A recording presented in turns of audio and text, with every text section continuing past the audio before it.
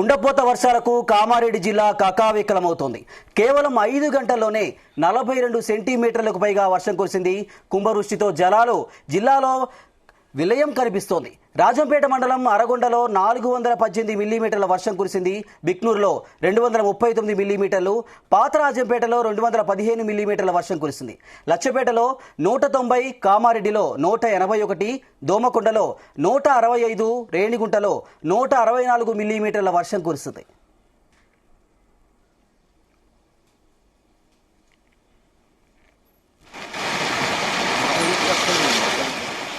కామారెడ్డి జిల్లాలో వాగులు వంకలు ఉప్పొంగి ప్రవహిస్తున్నాయి.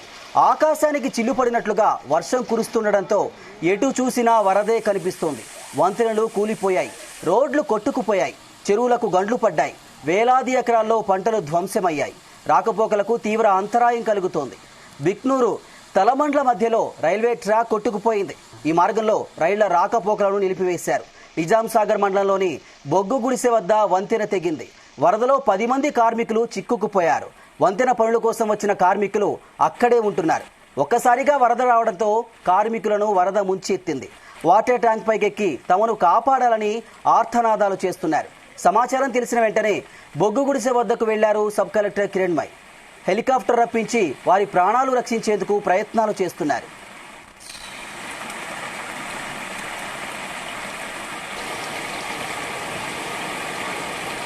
కామారెడ్డి జిల్లా దోమకొండ మండలం సంగమేశ్వర గ్రామంలో భారీ వర్షాలకు వరదల్లో కొట్టుకుపోయింది కారు. కారులో ప్రయాణిస్తున్న 2 వ్యక్తులు కారు నుంచి దూకేశారు. కారు నుంచి దూకిన 2 వ్యక్తుల్ని కాపాడారు పోలీసులు. జేసీబీ ద్వారా సహాయక చర్యలు చేపట్టారు అధికారులు.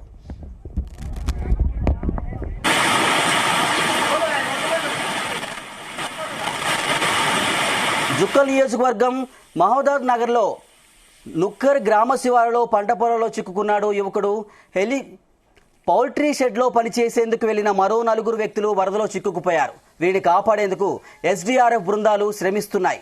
భారీ వర్షాలతో కామారెడ్డి జిల్లాలో పలు గ్రామాలు నీట మునగడంపై కేంద్ర మంత్రి బండి సంజయ్ ఆరా తీశారు. ఎల్లారెడ్డిపేట ఘటనపై కలెక్టర్కు ఫోన్ చేశారు. ప్రమాద బాధితులను ఆదుకునేందుకు ఎన్డీఆర్ఎఫ్ తక్షణమే అవసరమైన సాయం అందించాలని కోరారు.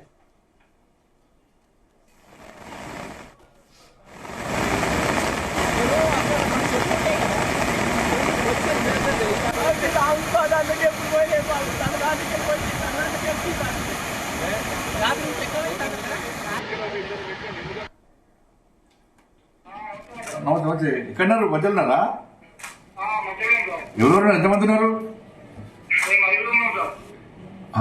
ఇది పొద్దున ఇది వేరు వాడికి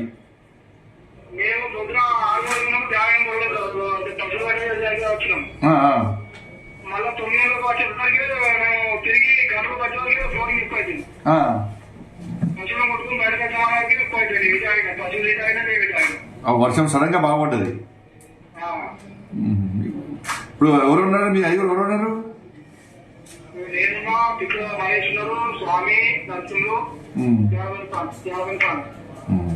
ఇప్పుడు మీ దగ్గర కొంచెం వాటర్ ఎక్కువ లేవు. మీ దగ్గర ఉన్న ప్లేస్ లేవు కదా ఎక్కువ? దూరం ఉన్నారా? ధైర్యం ఉండండి, మారుతున్నాను. కలెక్టర్ కూడా వచ్చినాడికి ధైర్యం ఉండండి. నేను మారుతున్నాం, మా అందరం చూస్తున్నాము. అందరం కూడా అందరం ఉన్నాం, అందరం చూస్తున్నాము. భోజనం గిట్లా వచ్చింది ఏమన్నా? భోజనం గిట్లా వచ్చిందా? భోజనం గిట్లా పంపిస్తారు. కలెక్టర్ చూస్తున్నారు, ఆయన కూడా వస్తున్నారు. ఆడికి కలెక్టర్ వస్తున్నారు. నోట్ వస్తారు, అక్కడ ఉంటాను చెప్పన్నారు. మీరు టెన్షన్ పడకండి, టెన్షన్ పడద్దు. టెన్షన్ నేను మారుతాను, నేను కూడా మారుతాను. ఇంకేం? సరే సరే సరే.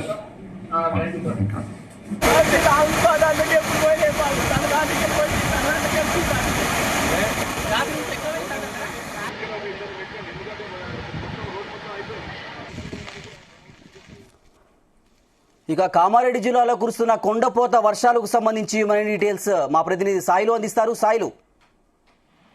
శ్రీనివాస్, తాజా సమాచారాన్ని మనం పరిశీలిస్తే ఏదైతే కామారెడ్డి జిల్లా దోమకొండ మండలం సంగమేశ్వర గ్రామంలో ఈ భారీ వర్షాలకు వరదల్లో ఒక కారు కొట్టుకుపోయింది. అయితే అక్కడ ఉధృతంగా వరద నీరు రోడ్డు మీదకి వచ్చేసి ఒక్కసారిగా అదంతా రోడ్డంతా మూసేయడంతో అక్కడి నుంచి ప్రయాణం చేస్తున్న కారు ఒక్కసారిగా ఆ వరదల్లో చిక్కుకుపోయి కొట్టుకుపోయింది. ఆ జల దిగ్బంధంలో ఆ కారు కొట్టుకుపోతున్న విషయాన్ని పరిశీలించిన అందులో కారులో ప్రయాణిస్తున్న ఇద్దరు వెంటనే దానిలో నుంచి బయటకు దూకేశారు. అయితే ఆ నీళ్లలో కొట్టుకోవడానికి ప్రయత్నం చేస్తున్నాయి. అక్కడే ఉన్న పోలీసులు వారిని రక్షించారు.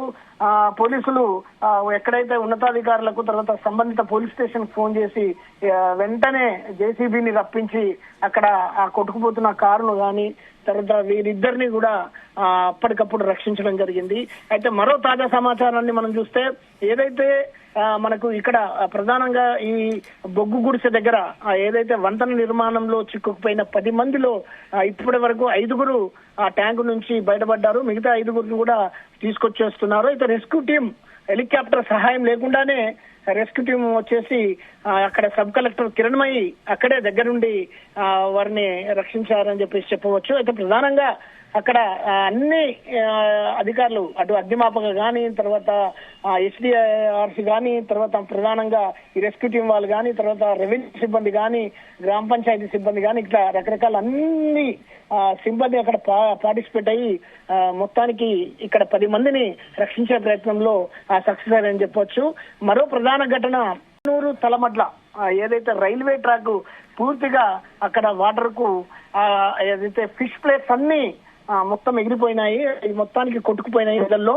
దాంతో ఈ రైళ్ల రాకపోకలన్నింటినీ ఎక్కడైతే రద్దు చేశారు. ప్రధానంగా రాయలసీమ ఏదైతే నిజామాబాద్ నుంచి బయలుదేరాల్సిన తిరుపతికి బయలుదేరాల్సిన రాయలసీమ ఎక్స్ప్రెస్ ను అదేవిధంగా కాచిగూడ మెదక్ సంబంధించిన ఏదైతే రైళ్లు కూడా పూర్తిగా దాన్ని రద్దు చేశారు.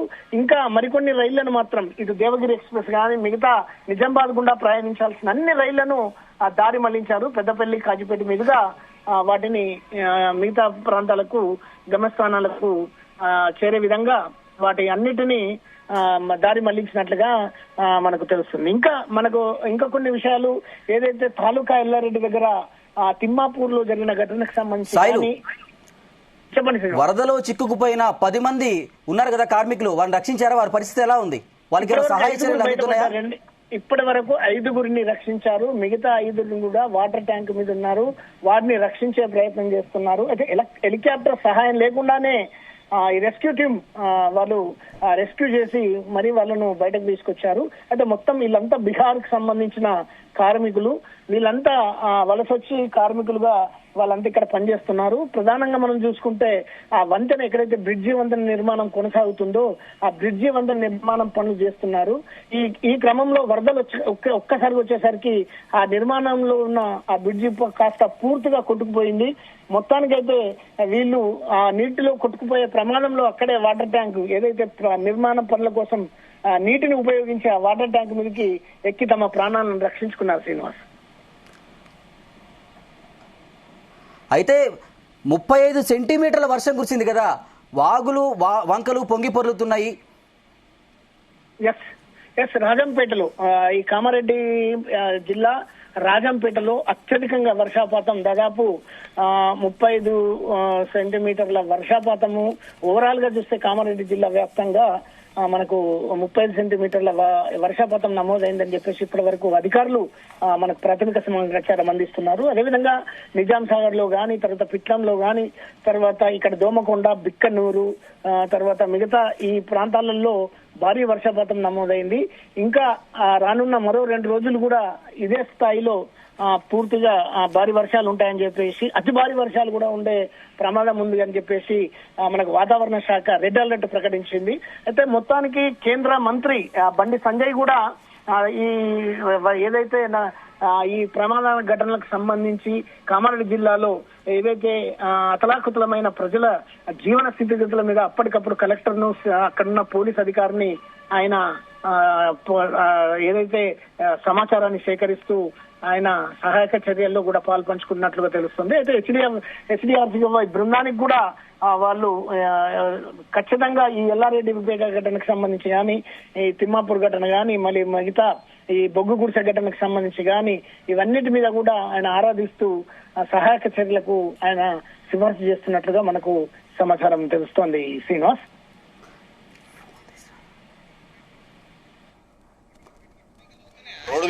సాయిలు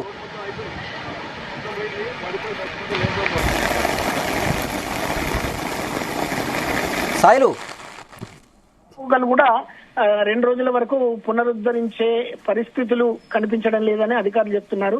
ఒకవేళ మరో 2-3 గంటల్లో ఒకవేళ పునరుద్ధరణ జరిగితే మాత్రం రేపు ఉదయం నుంచి రైళ్ల రాకపోకలను కొనసాగించే అవకాశం ఉందని south central railway general manager మనకు ఏదైతే ఒక ప్రెస్ నోట్ ను రిలీజ్ చేసినట్లుగా ఒక సమాచారం అందింది. శ్రీనివాస్, సాయిలు, చాలా చోట్ల రోడ్లు కొట్టుకుపోయినాయి, ట్రాకులు కొట్టుకుపోయిన పరిస్థితి కనిపిస్తుంది, జనజీవనం స్తంభించిపోయింది. అధికారులు ఎలాంటి చర్యలు తీసుకుంటున్నారు? ఏమైనా సాయం అందుతుందా? ఇక్కడ కామారెడ్డి జిల్లా కేంద్రంలో ఎక్కువ శాతం లోతట్టు ప్రాంతాలన్నీ పూర్తిగా జలమయమయ్యాయి.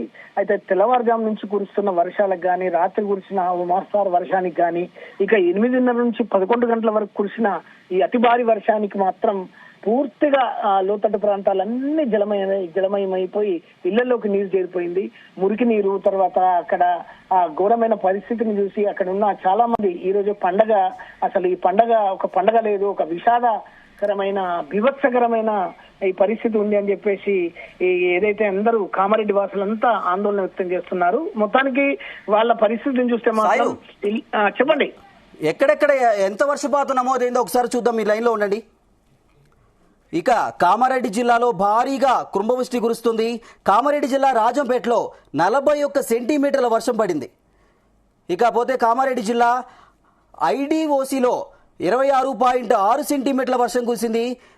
బిక్నూర్ 23.8, హవేలీ గన్పూర్ 22.2, దోమకొండ 20 సెంటీమీటర్లు, సార్ధానా 19 సెంటీమీటర్లు, లచ్చపేట్ 19 సెంటీమీటర్లు, రాయంపేట్ 17 సెంటీమీటర్లు, ఎలుగొండ 16.5 సెంటీమీటర్లు, రేణికుంట 16.3 సెంటీమీటర్లు, తాడ్వాయ్ 15 సెంటీమీటర్లు, చేగుంట 14 సెంటీమీటర్లు, ఇక నార్సింగ్లోని శివనూరులో 13.8 సెంటీమీటర్లు, ఇల్లందుకుంటలో 13.1 సెంటీమీటర్, సదాశివనగర్లో 12.8 సెంటీమీటర్లు, నాస్తులపూర్లో 12.8 సెంటీమీటర్లు, కొమరవెల్లిలో 12.7 సెంటీమీటర్లు, ఇక మెదక్లో 12.3 సెంటీమీటర్లు, నాగిరెడ్డిపేటలో 12 సెంటీమీటర్లు, లింగంపేటలో 11.8 సెంటీమీటర్ల అతి భారీ వర్షాలు కురిశాయి.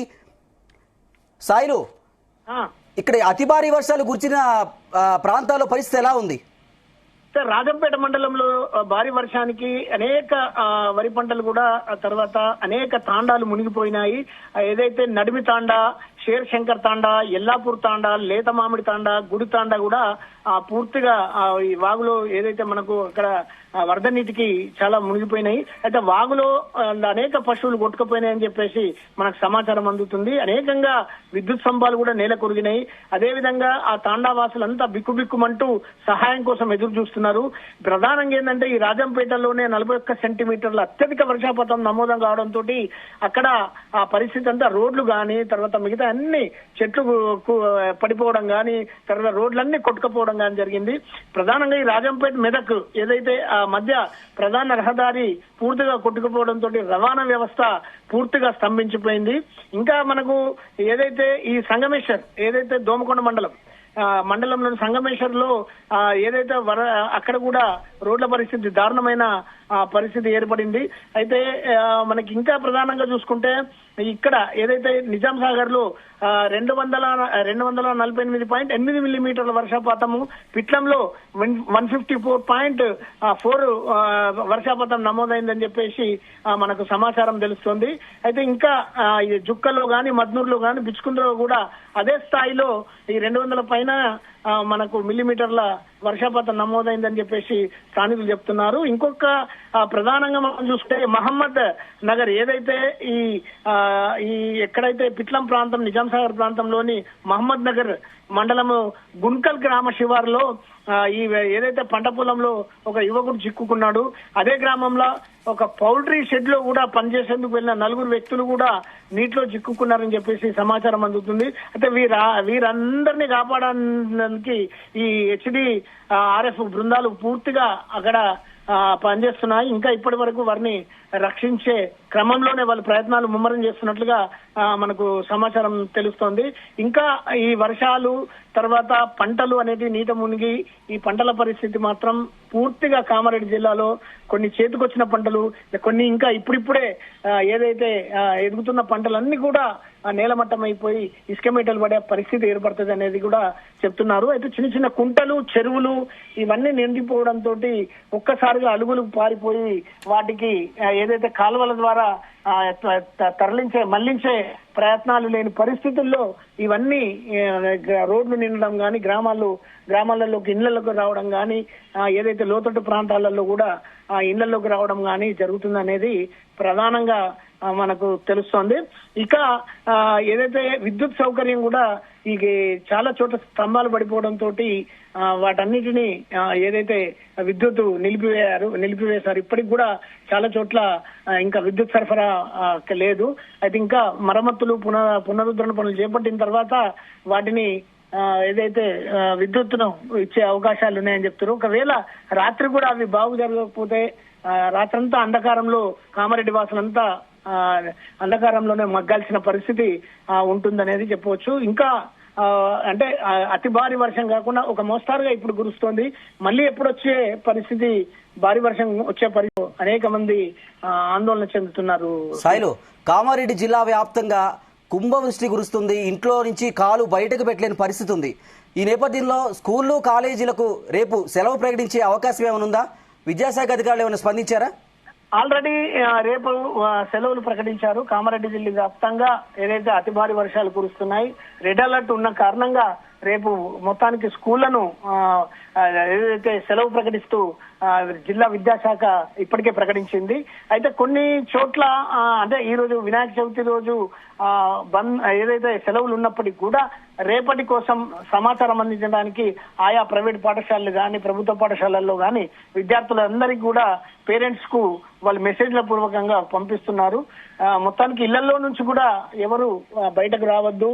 ఈ 2 రోజులు అతి భారీ వర్షాలు ఉన్న కారణంగా ఇళ్లలో నుంచి ఎవరికి బయటకు రావద్దు, అత్యవసర పరిస్థితుల్లో తప్ప ఎవరు రావద్దు అని చెప్పేసి ఇప్పటికే జిల్లా కలెక్టరు, సిపి, అక్కడ పోలీసు అధికారులు, ఎస్పీ పూర్తిగా వాళ్ళు ప్రకటన కూడా చేయడం జరిగింది. మొత్తానికి ఈ చెరువులు, కుంటలు, తర్వాత పెద్ద పెద్ద ఈ ప్రాజెక్టుల వద్ద కూడా భారీ స్థాయిలోనే అధికారులను కూడా అప్రమత్తం చేస్తూ ఎప్పటికప్పుడు 24 గంటలు కూడా పర్యవేక్షణలో ఉండాలి. ఖచ్చితంగా అక్కడ సమీక్ష జరుపుతూ ఉండాలి. అందరూ కూడా అలర్ట్ గా ఉండాలి అని చెప్పేసి కూడా ఇప్పటికే ఆదేశాలు ఏదైతే జారీ చేయడం జరిగింది. ఇంకా ఈ ఎస్ఆర్ఎస్పీ ప్రాజెక్టు కూడా వరద కొనసాగుతోంది. అదేవిధంగా నిజాం సాగర్ ప్రాజెక్టు నిండుకుండలాగా మారింది. అక్కడున్న లెండి ప్రాజెక్టు గాని, తర్వాత కౌలస్నాల ప్రాజెక్టు గాని పూర్తి స్థాయిలో నిండుకుండలాగా మారింది. ఇక చెరువులన్నీ నిండిపోవడము, కుంటలన్నీ నిండిపోవడము, ఇవన్నీ ఈ కాలువలన్నీ ఏదైతే పొంగి పొరులుతుండటోటి జనజీవనం అంతా పూర్తిగా స్తంభించిందని చెప్పవచ్చు. శ్రీనివాస్, సాయిలు, ఇప్పుడు వరద బాధితులకు పునరావాస కేంద్రాలు ఏమైనా ఏర్పాటు చేశారా? వారికి సహాయం ఎలా అందుతుంది?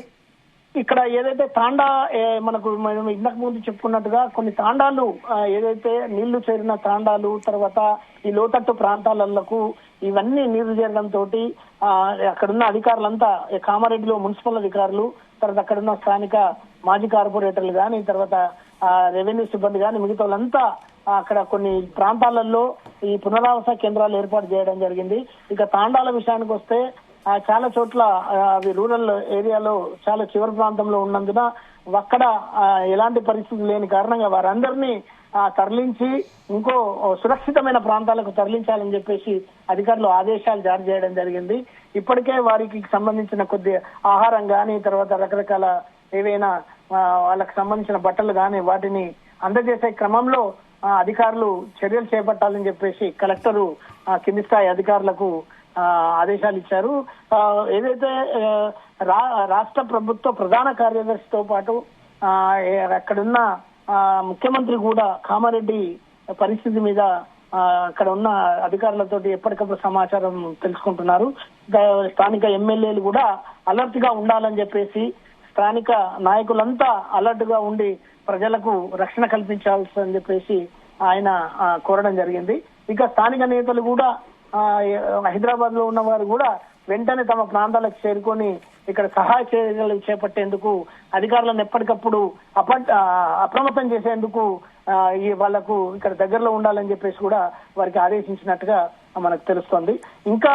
ఇంకా రేపటి విషయానికి వస్తే రేపటి వరకు కూడా పరిస్థితులు ఇట్లా ఇదే విధంగా కొనసాగితే మాత్రం అధికారులు అందరూ కూడా తమ క్షేత్రస్థాయిలోనే అందరూ ఉండాలని చెప్పేసి వారంతా ఎప్పటికప్పుడు సహాయక చర్యలు చేపట్టాలని, ఏదైనా ఇంకా అత్యవసర పరిస్థితులు ఉంటే ఇంకా మాకు సమాచారం అందిస్తే ఇక్కడి నుంచి మేము ఆహార సరఫరా కానీ వారికి సంబంధించిన ఇంకన్నింటినీ మేము పంపిస్తామని చెప్పేసి కూడా అధికారులు సూచించడం జరుగుతుంది. సాయిలు, బిక్నూర్ తలమండల మధ్య రైల్వే ట్రాక్ కొట్టుకుపోయిన పరిస్థితి కనిపిస్తుంది. ఈ మార్గంలో ఇప్పటికే రైళ్ల రాకపోకలు నిలిపివేశారు. అయితే పునరుద్ధరణకు ఎంత సమయం పట్టే అవకాశం ఉంది? ఏదైతే ఈ తలమండల రైల్వే ట్రాక్ కి సంబంధించి ఫిష్ ప్లేట్స్ అన్ని కొట్టుకుపోయాయి. చాలా చోట్ల, ఒకటే చోట కాదు, చాలా చోట్ల తలమండల దగ్గర నుంచి మొదలుకొని ఆ రామాయంపేట ఏదైతే మనోహరాబాద్ ఆ ప్రాంతం వరకు, అక్కన్నపేట, తర్వాత ఆ ప్రాంతం అంతా అధికారులు, రైల్వే అధికారులు అక్కడ లైన్ గుండా క్షేత్రస్థాయిలో పరిశీలిస్తున్నారు. అయితే ఇప్పుడు తలమండల దగ్గర ఇంకా మరమ్మతు పనులు జరుగుతున్నాయి. ఇంకెక్కడన్నా ఇదే పరిస్థితి ఉందా అని చెప్పేసి వారంతా వారు ఈ మనోహరాబాద్ వరకు కూడా ప్రయాణం చేస్తూ అక్కడనే వాళ్ళంతా ఏదైతే ట్రాక్ గుండా ప్రయాణం చేస్తూ వాళ్ళంతా ఒక్కొక్కటిగా దగ్గరుండి పరిశీలన చేస్తూ వాటిని అన్ని సరి చేసుకున్నారు. కానీ ఇంకా వరద అదే విధంగా కొనసాగుతుండడంతో పనులు తొందరగా పూర్తవడం లేదు. ఇంకా టైం పట్టే అవకాశం ఉంది కాబట్టి ఈ గుండా రైళ్ల రాకపోకలను పూర్తిగా నిలిపివేసినట్లుగా రైల్వే జీఎం ఆల్రెడీ ప్రకటించారు. ఇంకా అవసరం వస్తే రేపు కూడా దాన్ని పునరుద్ధరణ జరగకపోతే ఒక 2 రోజులు ఈ గుండా రైలు ప్రయాణాలను పూర్తిగా నిలిపివేస్తామని చెప్పేసి కూడా చెప్పడం జరిగింది.